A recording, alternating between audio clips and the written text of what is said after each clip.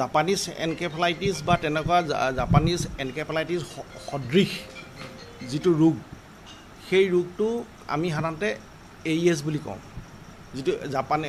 encephalitis সদৃশ ৰোগ বুলি কোৱা হয় একুইট এনকেফেলাইটিক চিনড্ৰম এই বুলি কোৱা হয় AES তাৰ ভিতৰত কিছুমান জাপানিজ এনকেফেলাইটিছ পজিটিভ থাকে আৰু কিছুমান জাপানিজ এনকেফেলাইটিছ নিগেটিভ হয় বেলেগ অৰ্গেনিজমৰ কাৰণে হ'ব পাৰে মানে জাপানিজ এনকেফেলাইটিছ ভাইৰাছটোৰ কাৰণে নহয় বেলেগৰ কাৰণে বেলেগ ভাইৰাছৰ কাৰণেও হ'ব পাৰে বা অন্য বেক্টেৰিয়াৰ কাৰণেও হ'ব পাৰে বা টিবি কাৰণেও তেনেকৈ কেতিয়াবা প্ৰেজেণ্ট কৰে যেনেকৈ ধৰি লওক মেনিংগোককাছ বুলি এটা অৰ্গেনিজিম আছে সেইটো কাৰণেও তাৰ লক্ষণবোৰ একোৱা ধৰণৰ টিবাকুলাৰ মেনিঞ্জাইটিছ বুলি এই বস্তু এটা আছে টিবি হয় সেইও প্ৰেজেণ্টেশ্যনটো এনেকৈ কৰে আৰু অন্যান্য কিছুমান ৱেষ্ট নাইল ভাইৰাছ বা এনেকুৱা ধৰণৰ মামছ ভাইৰাছ বা এনেকুৱা ধৰণৰ ভাইৰাছ কিছুমান আছে যিবিলাকৰ ভাইৰাছটো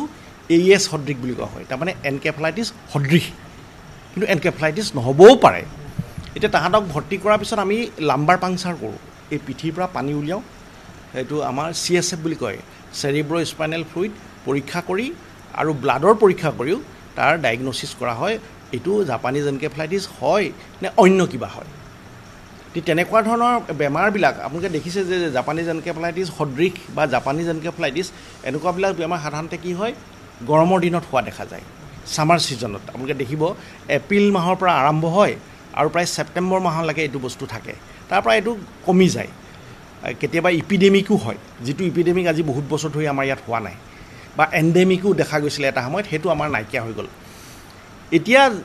কেতিয়াবা কি হয় ধৰি লওক আপোনাৰ অক্টোবৰ নৱেম্বৰ মাহতো হয় সেইটোক আমি ইপিডেমিক বুলি নকওঁ সেইটো কয় স্পৰেডিক কেছ তেনেকুৱা তাৰমানে ধৰি লওক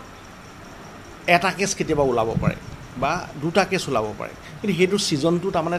এনকেফেলাইটিছৰ ছিজন নহয় কিন্তু ছেপ্টেম্বৰ মাহলৈকে আমি পাওঁ বিশেষকৈ মে' জুন জুলাই এই কি মাহত অলপ বেছি হয় এতিয়া আমাৰ কি হৈছে বিশেষকৈ জাপানিজ এনকেফেলাইটিছটো কি হৈছে কম্পেয়াৰটিভলি আজি মই কিছুদিনৰ আগলৈকেতো মই ডিপাৰ্টমেণ্টত আছিলোঁ মেডিচিন ডিপাৰ্টমেণ্টত সৰ্বাধিক কেছ তালৈকে আহে সেইটো যদি আমি চাওঁ তেতিয়া আমি দেখাওঁ যে এইটো ড্ৰেষ্টিক চেঞ্জ হৈ গৈছে মানে ড্ৰেষ্টিকেলি কমি গৈছে আগতে যদি আমি 50টা কেছ ভৰ্তি কৰোঁ তেতিয়াহ'লে 20টা কেছ আপুনি জাপানিজ এনকেফেলাইটিছ পাওঁ এতিয়া যদি আমি তেনেকুৱা জাপানিজ সদৃশ কেছ যদি 40টা ভৰ্তি হয় তেতিয়াহ'লে তাত আপুনি 2টা বা 1টা পাব আৰু সেই হিচাপে আগতে কি হয় আজিৰ পৰা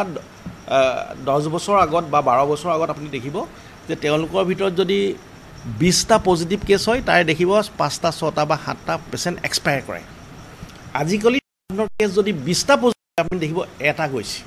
এটা এক্সপায়াৰ কৰে তাৰমানে কি কাৰণে হ'ল এইটো ভেকচিনৰ কাৰণে হ'ল বহুত কমি গ'ল এতিয়া আপুনি মই আপোনাক হিচাপটোৱে দি দিওঁ যে এপ্ৰিল মাহত আমাৰ 15টা কেছ ভৰ্তি হৈছিল এনেকুৱা ধৰণৰ কেছ তাৰ ভিতৰত আটাইকেইটাই AES মানে জাপানিক এনকেফেলাইটিছ সদৃশ কিন্তু তাত জাপানিজ এনকেফেলাইটিছ এটাও পজিটিভ নাই তাৰে আটাইকেইটা কেছ জীৱিত অৱস্থাত ঘৰলৈ গুচি গ'ল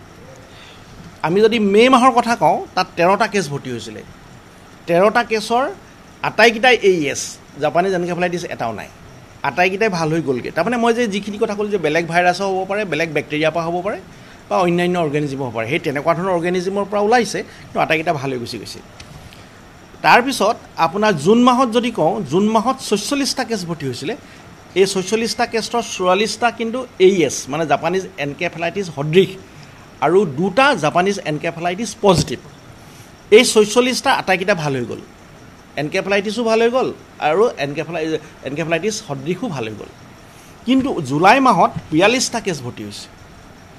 আজিৰ ডেটলৈকে এই 42টা কেছৰ 38টা জাপানিজ এনকেফেলাইটিছ সদৃশ আৰু জাপানিজ এনকেফেলাইটিছ পজিটিভ 4টা এই 4টাৰ ভিতৰত 2টা পেচেণ্ট এক্সপায়াৰ কৰিছে এটা পেচেণ্ট নামচাইৰ পৰা অহা অৰুণাচল প্ৰদেশৰ আৰু এটা পেচেণ্ট গোলাঘাটৰ পৰা অহা